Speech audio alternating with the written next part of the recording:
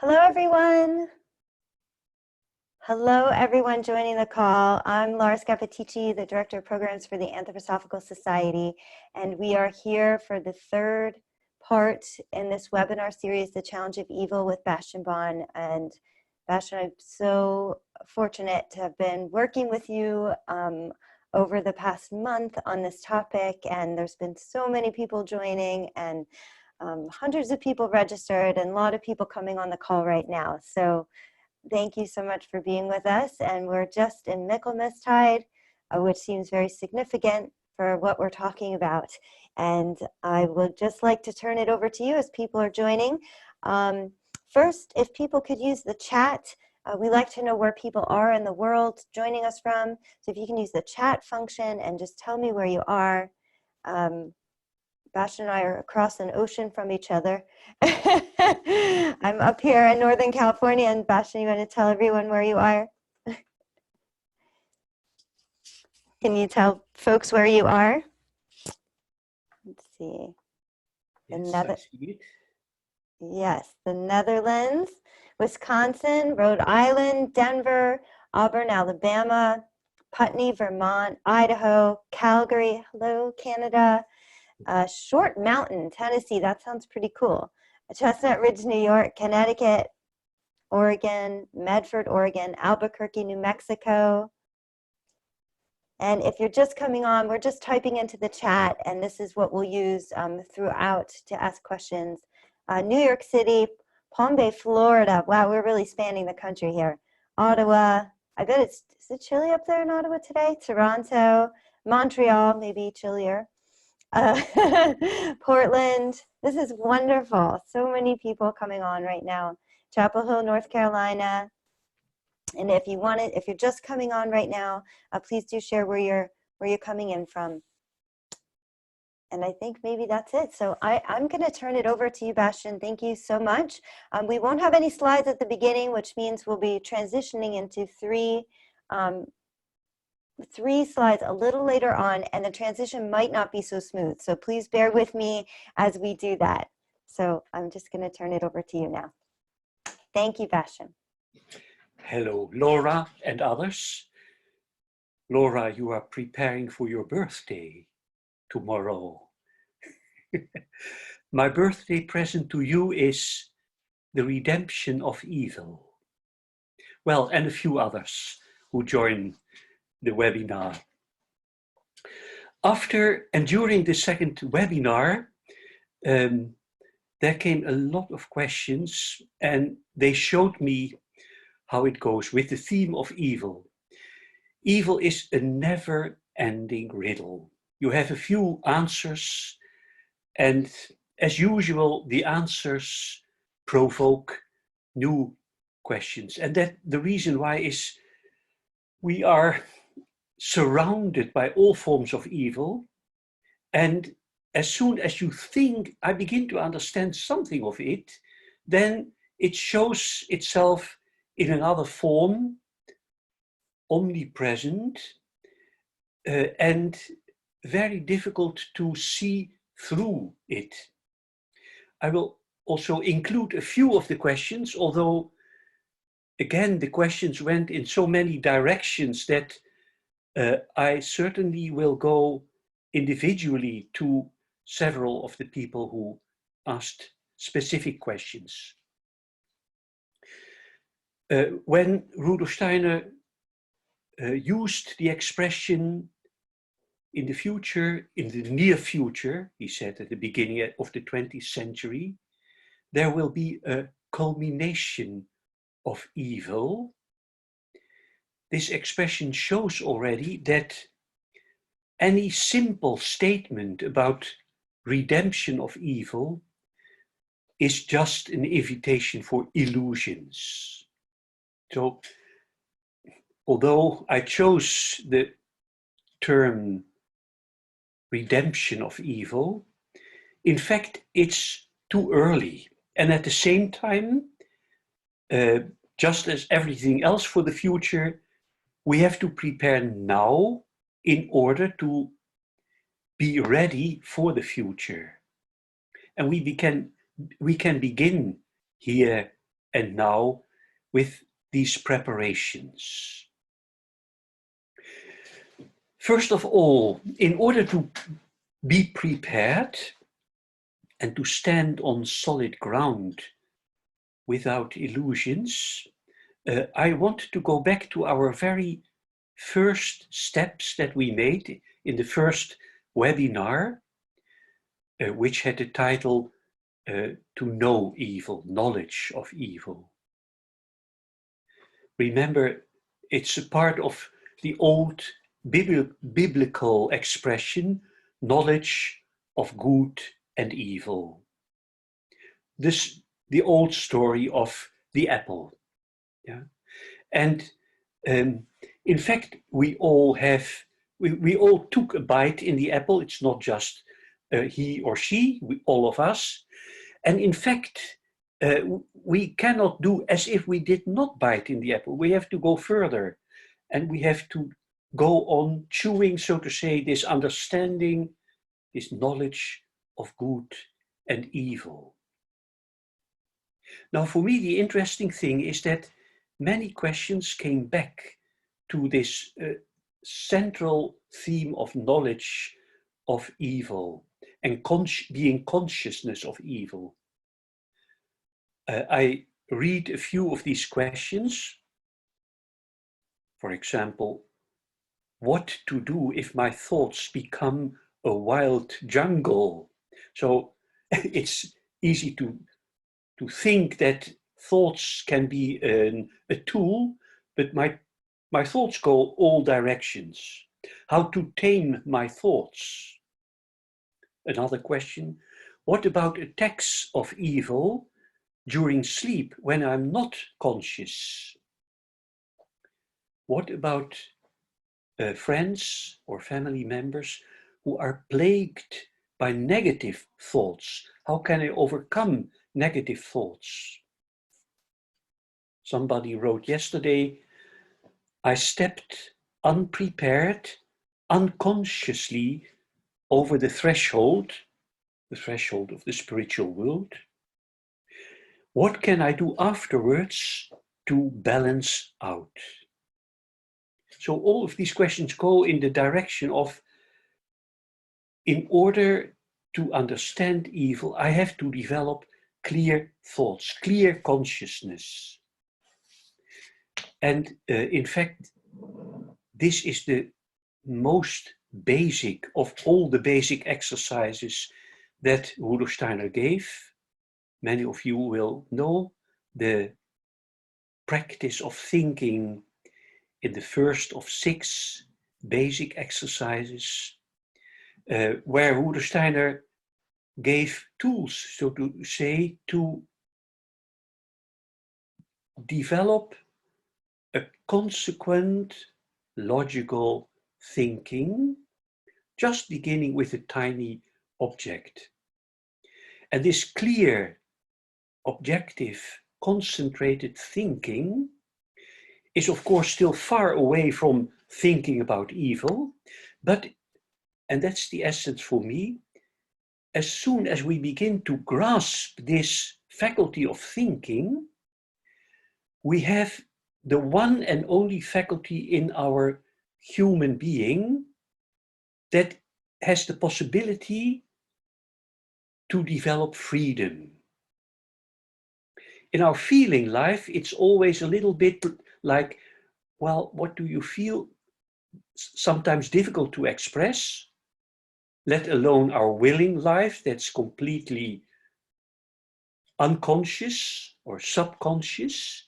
But in our thinking, we have this tiny little part of us where we can step back and look at something or someone, like the adversary power, from a distance.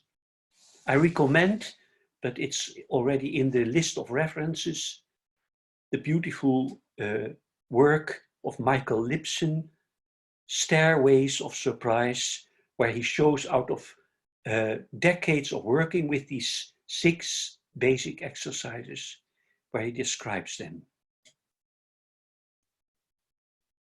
Now, in our second session, the next step was, well, thinking about evil and knowledge of evil is necessary, but more is needed. In order to confront evil, to work with evil, we need to be in good company. We have to look up into a higher world, into helping beings, just as Michael himself, when he confronts evil, he himself looks up at a higher world. I found it impressive to read in this context again the very last thought that Rudolf Steiner wrote in his very last book, in his so-called leading thoughts, anthroposophical leading thoughts. And in this very last expression that he used in his very last letter to the members, he says, he writes, the human being can come in contact with the under nature, that's the realm of the adversary powers, without becoming a victim of it, in as much as he comes in contact with the higher worlds. Yeah. So nowadays, it's inevitable to come in contact with a very dark world. The world of Ahriman, as Rudolf Steiner says, or another expression, the under nature. This is only possible to stay free from it in as much as at the same time we look up in a slight variation to a famous quote, I would say, when we go low, we go high. Yeah, at the same time go low and go high. And we need this force that stands behind us and who gives us the strength to do this struggle, to work with this struggle. On Monday, I had a lecture in the Antroposophical Society in the Netherlands, in Zeist, about the life and work of Karl Schubert. This is one of his wonderful sculptures that he made, Karl Schubert. And here you can see how he, in an unusual way, pictures the dragon. No, it's not the dragon, it's the face of Ahriman himself. So we need, in order to work in a royal way with evil, I call this the royal way of working with evil, we need other forces behind us. And with these forces we are able, together with our clear thinking, to step away a little bit from the scary evil and to look at it from a higher point of view. This brings me to an interesting question that was asked by one of you during the second session. What about the spirit of world humor in the statue of the representative of man? When you look at the whole image of this sculpture, you will find somewhere high at the top another face looking down from the highest point of view. And when Rudolf Steiner was asked, what's that? Then he can call it world humor. He never said anything more about it. Well, he said that it kind of counterbalances the forces in the whole of the sculpture. The question now was, after the second session, is this world humor somehow also part of the confrontation with evil, dealing with evil. Who is he? Or is it a she? I don't know. Yeah. In each case, I don't go into the details of this sculpture anymore, but when we have to deal with evil, I make the question human again. Humor can be an excellent tool in stepping back, so to say, and to see evil from another point of view. I noticed that the Jewish people are masters in doing this. I have a giant book, 400 pages, the Jewish Witz, the Jewish joke. So all jokes developed by the Jewish people. And it has 30 pages of jokes which were created in the time of the Second World War in Hitler's side. Yeah, and so going through this immense tragedy, they were once in a while able to look at the facts from a higher point of view. Let me just tell one of them.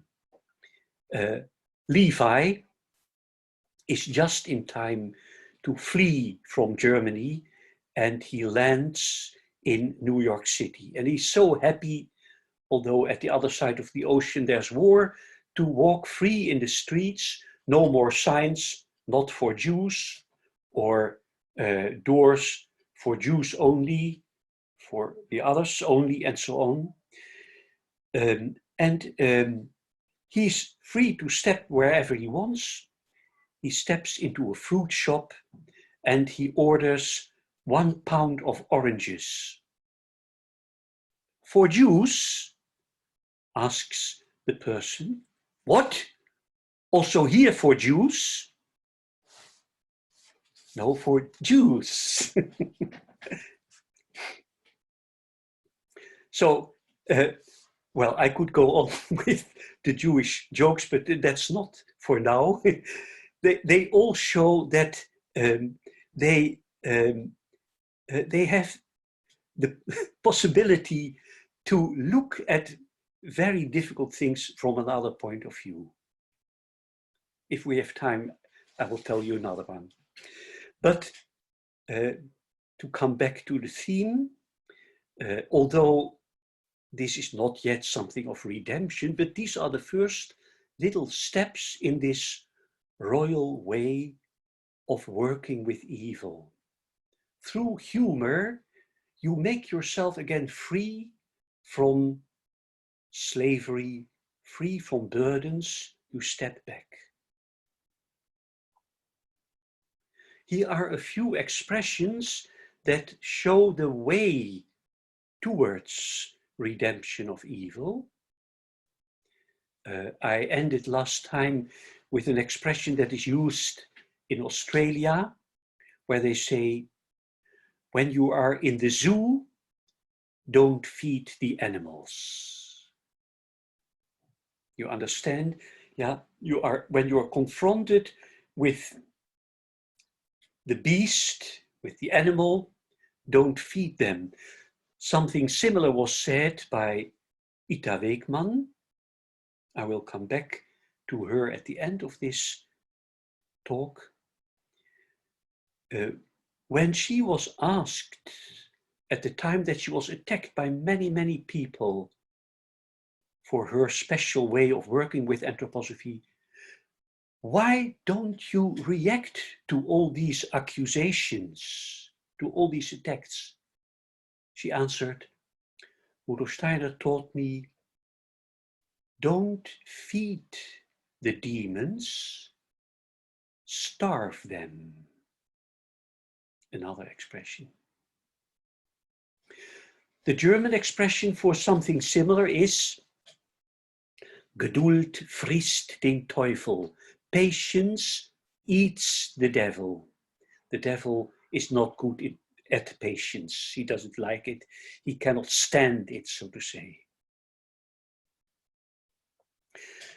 This applies especially to the form of evil that is inside us, inside each of us. And now I want to come back to one of the themes of the second webinar, the double, the doppelganger. We have a sculpture, an image of a sculpture that a friend of mine made that shows this being that goes with us all the way, all the time, a lifelong. Laura, can you show the image? Yes, hang on 1 second. Okay. And in the meantime, I will describe how in working with this theme of the double, the doppelganger, how I began to understand how to work with this being in the course of the time. In this sculpture, you see the human being bent under the burden of the double. This sculpture is called the double. In fact, this is the way we usually suffer under ourselves. It's not the royal way of working with evil, working with the double. Now, after having lived for a year intensively with so to say, the homework of working with evil in myself, I wrote a poem that showed to me how this being can begin to become redeemed. I translated it in English, although it's written originally in Dutch, and it says something like this. The double. I am crooked and bent by burdens which are my lifelong task. There is no light, no face, only a voice accosting me. I will not let you go. That's what this double says to us. I stay with you all the time. I will not let you go. I ask and seek.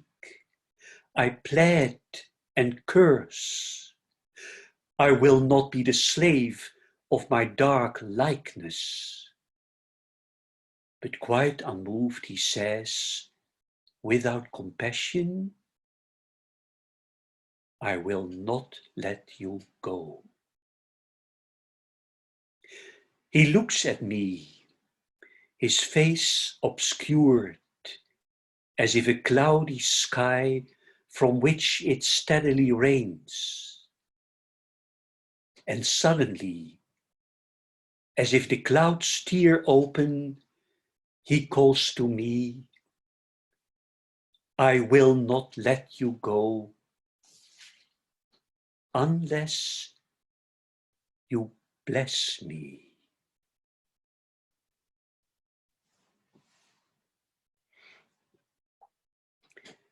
The encounters with evil tend to come back again and again. They knock at our door, or they just break open the door. They want something from us. I will not let you go unless you bless me. You know, this is the expression that was also used by the archangel Michael when he fought with Jacob. There's this nightly struggle that is described in the Old Testament, where Jacob fights with an unknown being in the darkness. And Jacob himself says to this unknown opposer with whom he fights in the darkness, I will not let you go unless you bless me. And then in the morning, when the sun rises, this unknown being shows himself as the archangel Michael and blesses him. Yeah. So that's a kind of necessity to work with evil and to work with the double in this way. Something similar, we can put it away, Laura, this one, is expressed in a little Dutch children's rhyme. Even children somehow know about the double. I've often heard children doing very bad things and then afterwards saying, that was not I, that was my dark twin brother, or that was the gnome who said it to me, and so on. Yeah, there's a little children's rhyme about the hunchback, the little hunchback, and the rhyme says that this hunchback, the little hunchback, spoils everything the child does. When the child should be quiet, the hunchback begins to sneeze. When the child should be very careful, the hunchback breaks the dishes. When the child should be quiet, the hunchback begins to steal, and so on. But when in the evening you kneel down to say your prayers, and now comes a little part of this little story, the little hunchback suddenly asks and politely touches his cap. Dear little child, the Lord be with you. Pray for little hunchback too. Pray for me. There is, so to say, a tiny, tiny thread of the beginning of the redemption of evil. And indeed, evil comes back as long as it is not yet redeemed. Now, let us jump into the far future and see how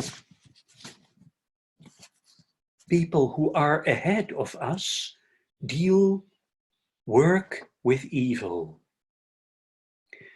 I read a few lines that Rudolf Steiner wrote in his notebook early in his work. This is from 1904, where Rudolf Steiner made a note about the way the masters work with evil. The masters, that's another expression for the great initiates. Here is the quote. The masters are not a rampart against evil, but the leaders in absorbing evil. We should not cast out evil, but just take it up and use it in the service of the good. And now Rudolf Steiner makes a comparison.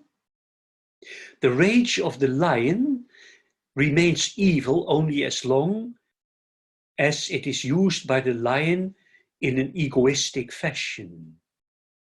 If some conqueror could use the rage of the lion to accomplish social service, then it would be beneficial. Therefore, what is evil can be recognized as unreal. Evil is only a misplaced good. Only when one recognizes this fact is spiritual alchemy possible. in a very short form this far future, which is realized already by the masters, by the great initiates, who first of all know evil is the misplaced good.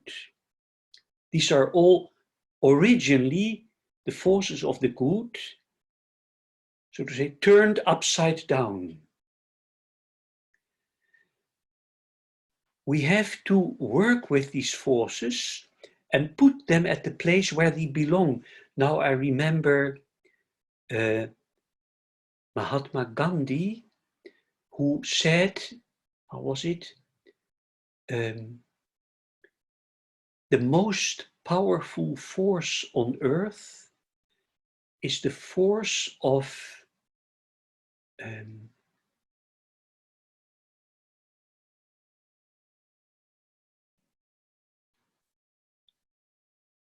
what is the English word for it? Woede. It's the force of tamed rage, that's it. When you tame your rage, Gandhi worked with these forces and said, when I take them in my hands and when I don't let them just go in all the directions, then I can use them as a strong force to work with. Evil is the misplaced good. Put it at the place where it belongs. Where does it belong? We need the help of the one who overcame evil. Remember, there's in fact only one being who totally overcame evil. It is expressed in the so-called descensus ad inferos, going into hell, on the Holy Saturday, where Christ, after his death, goes into the depth of the earth, into the heart of the earth, he says, from where he rises up, from where he redeems, in principle already the earth, in principle already us and his whole creation. Why? He comes back from this descensus ad inferos, this going into hell, with the keys of death and the adversary powers. In the Apocalypse, he says to John, I have the keys of Thanatos kai Hades, of death and the underworld. So Christ, in his going through the darkest part of creation that has turned away completely from the divine world, Christ enters this realm and overcomes this realm. There is a wonderful image again of Christ putting the forces of the adversary powers at the place where they belong.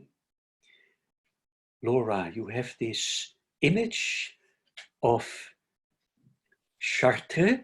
Yes. A wonderful sculpture in Chartres. No, that's not him.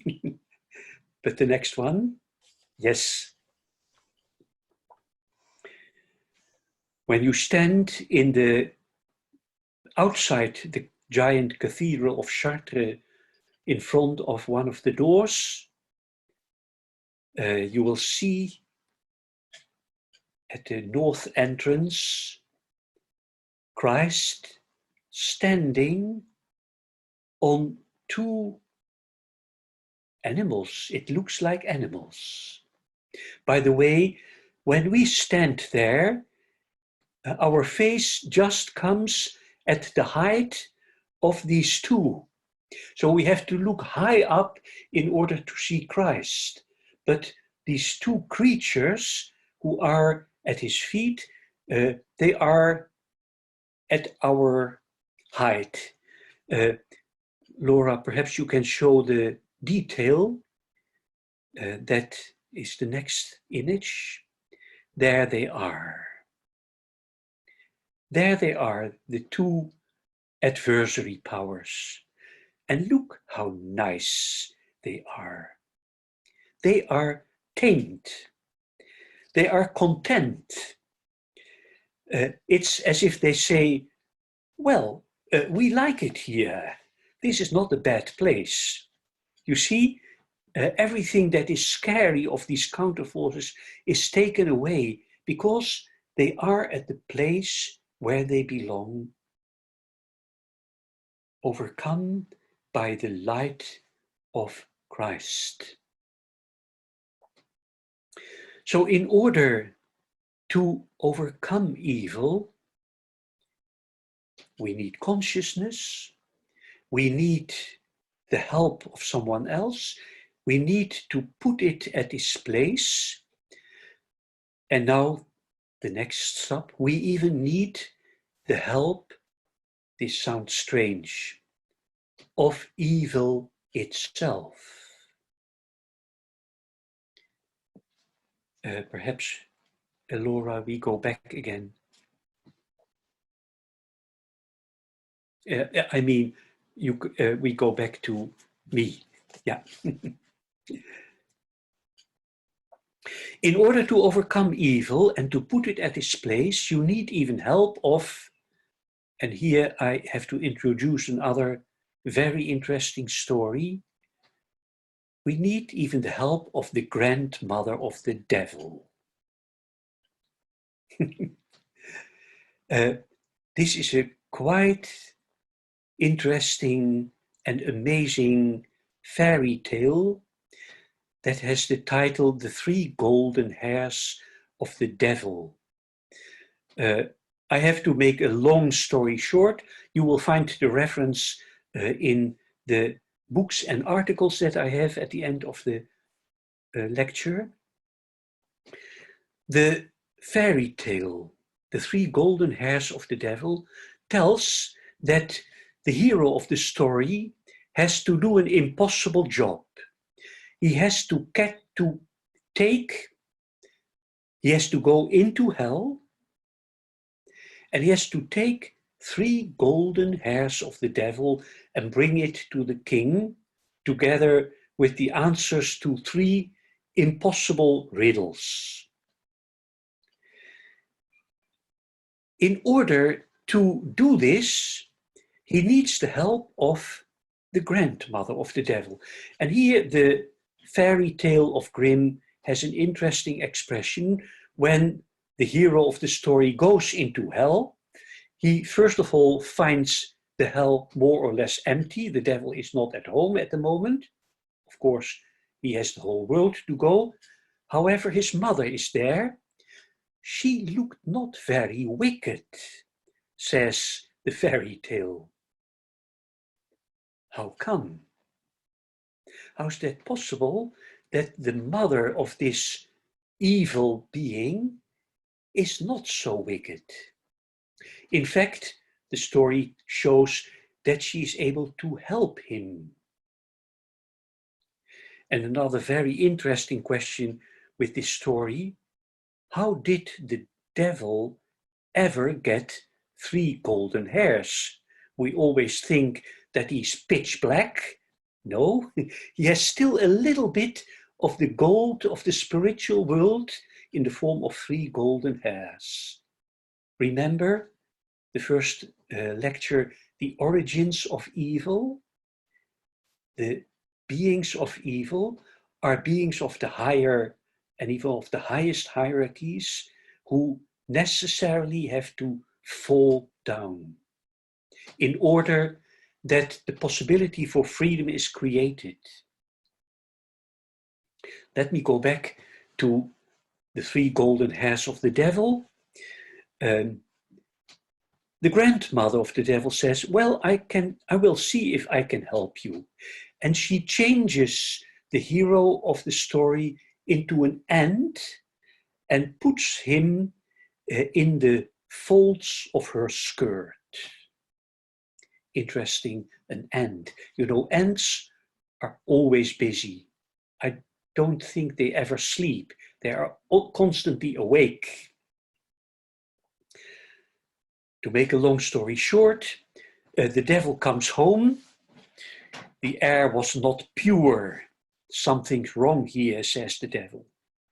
And his grandmother says, well, you just sit down and you eat your supper. The devil eats his supper. He is tired because there's so much to do in the world.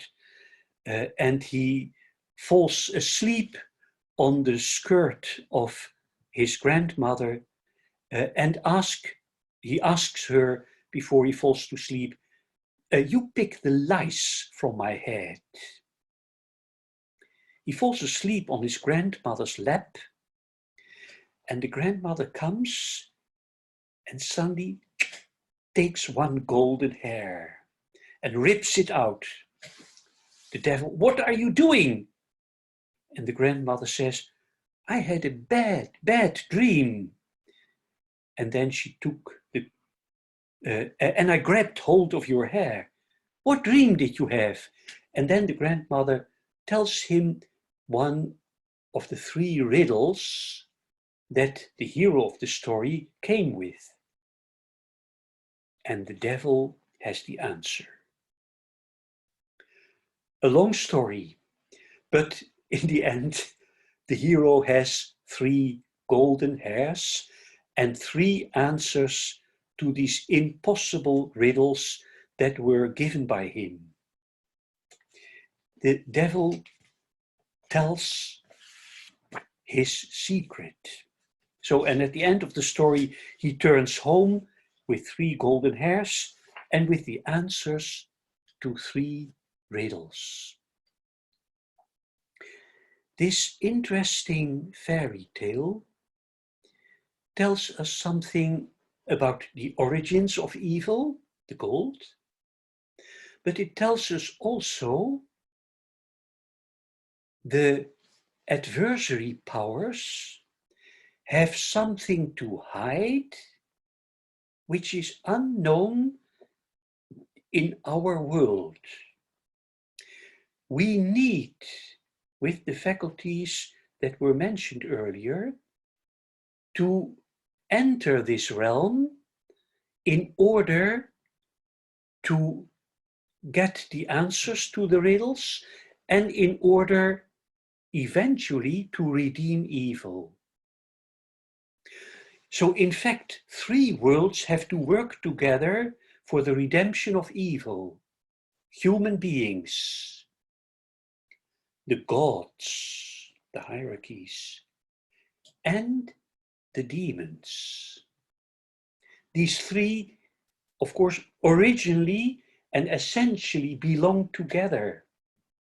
And in the far future, they will be again together. They will form what was called by the alchemist aurea catena, a golden chain.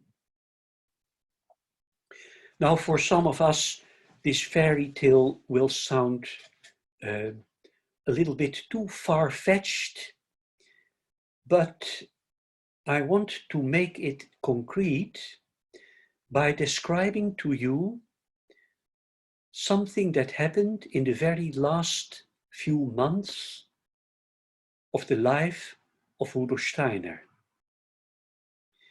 where Rudolf Steiner developed and discovered something completely new in the encounters with the adversary powers. And this discovery, for me, somehow is connected to the fairy tale of the 3 golden hairs of the devil. This last part of the life of Rudolf Steiner, in fact the last month of the life of Rudolf Steiner, was described by Ita Weekman, the medical doctor who accompanied him in these last month. She wrote down what she experienced and put all these notes in a suitcase that was put in a safe, in a deposit in Basel. And only in the 90s, when Emanuel Zeilmans had written his three volumes of the biography of Ita Weekman, only in the 90s, this safe was opened, this safe deposit was opened, and people found this whole series of letters between Rudolf Steiner and Ita Weekman, notes of Ita Weekman of these last encounters with Rudolf Steiner. And Emanuel Zeilmans, who by the way was the godchild of Ita Weekman, he had a very special karmic relation with her, he had to begin once more, and in fact, indeed, he wrote this fourth volume, The Strengthening of the Heart, it is called, but you will see it in the references.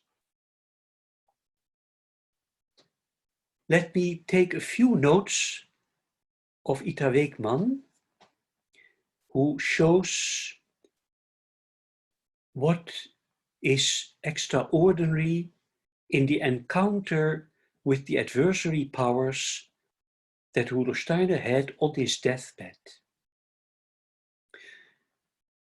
In the mornings, when he woke up, he had impressions of these encounters. They were often terrible.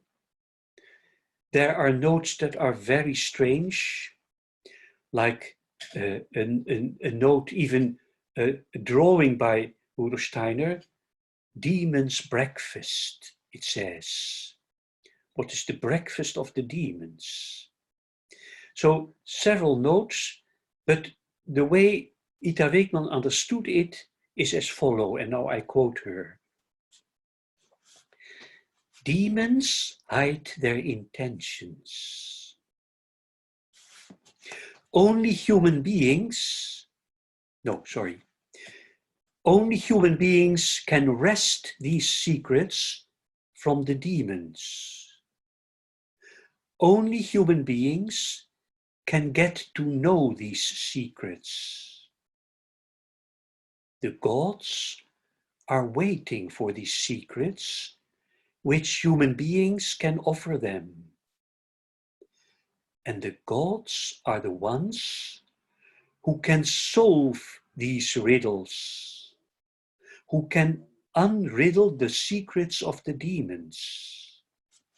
By offering these captured secrets to the gods, the evil of those demons is conquered, so that spiritual light can shine where the darkness ruled. So here is for me the expression of these three worlds belonging together. There's the initiate, who is already on his deathbed, preparing for the step into this, the final step into the spiritual world. There are the gods. The demons are far away, so to say, from the gods. They turn their back to the gods. And the gods are waiting for the riddles, for the golden hairs, as the fairy tale tells, of the devil that the human being has to grasp, to find. These are riddles for us too. So don't worry if riddles are left over after these three sessions. There will be riddles all the time. Yeah. However, we need to, in our encounter with evil, we need to take these riddles and to offer them to the gods. They can solve these riddles.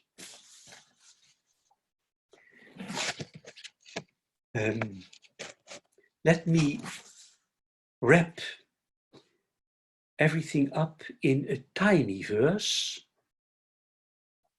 and then there will be time left for, well, I think one example to make it concrete. A tiny verse that shows in the simplest form how necessary it is to go to shed light, so to say, into the darkness. The tiny verse made by a friend of mine says, "When I, with concentration and full of love, look into the darkness, then I see light." We are the ones to shed light on and in the darkness.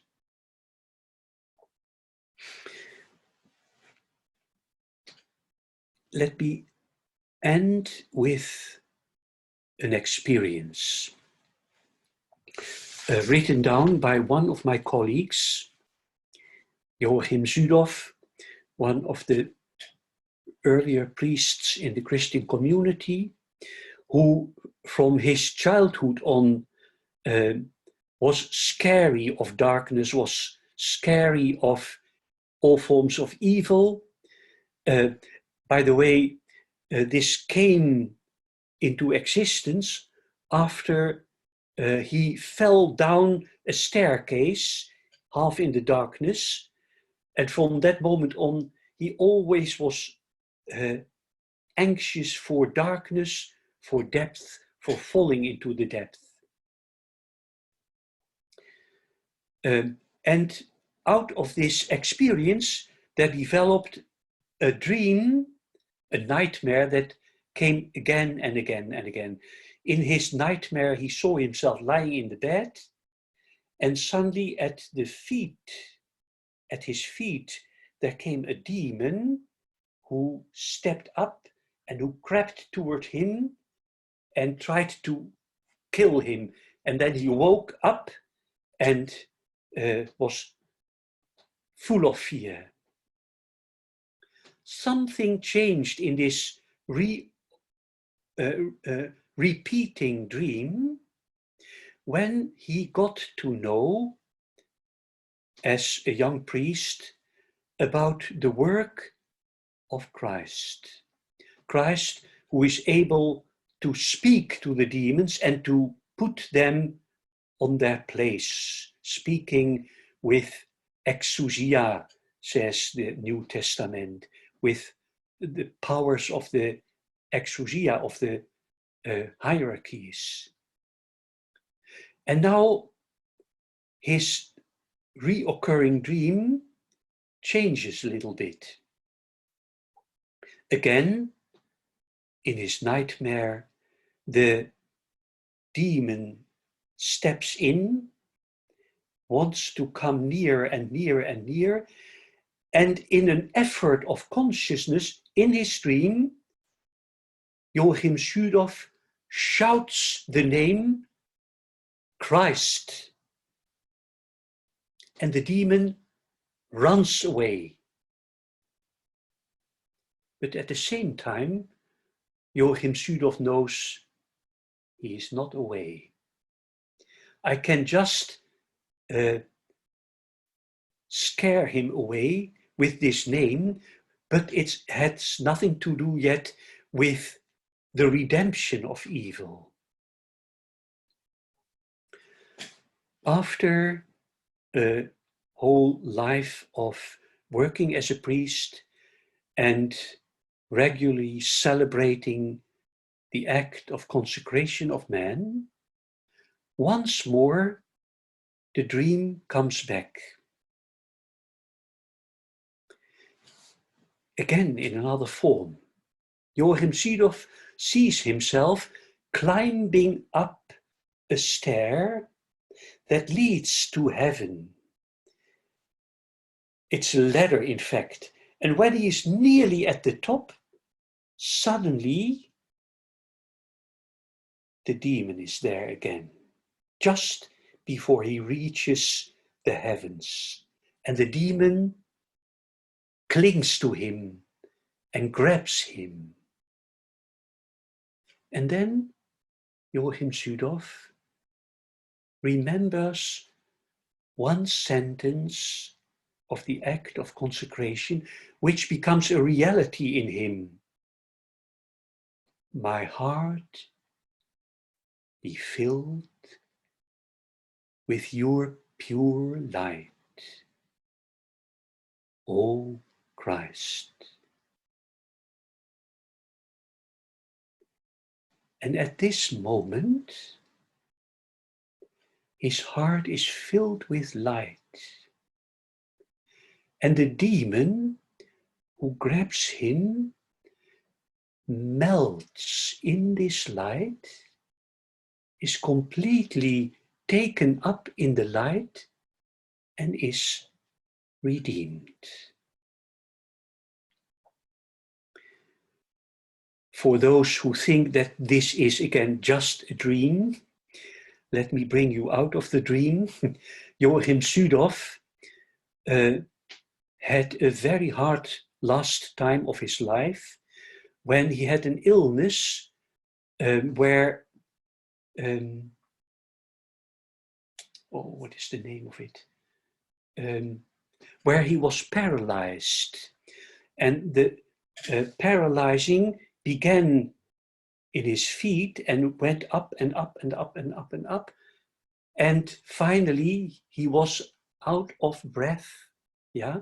And he had terrible pains, but also especially the pain of not breathing. The people who were around him noticed how in a royal way he could work with this illness and in completely peace could make the very last steps of his life. So to say, he had realized the theme of his life that was there from the beginning of his life in his dreams and made it himself, made it in a certain way the biography of his life until the very last moment.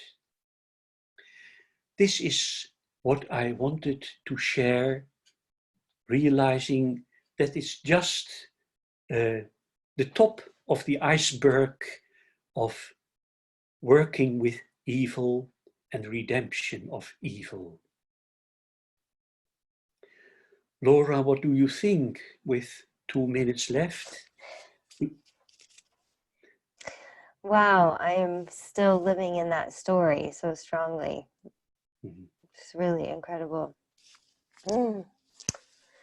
I think you've given us so much to think about, and I think because we have so short time, maybe if people have something they want to send over to me, that would be fine, and I can share it with you in the midst of your busy life, and we're all working with this. So I just want to say thank you, Bastiaan. Thank you so much for being with us and for sharing these beautiful pictures and stories and practical things that we can do. And I've been taking notes, and patience eats yes, the yeah. devil. And for those who are there listening, don't be shy to ask your questions.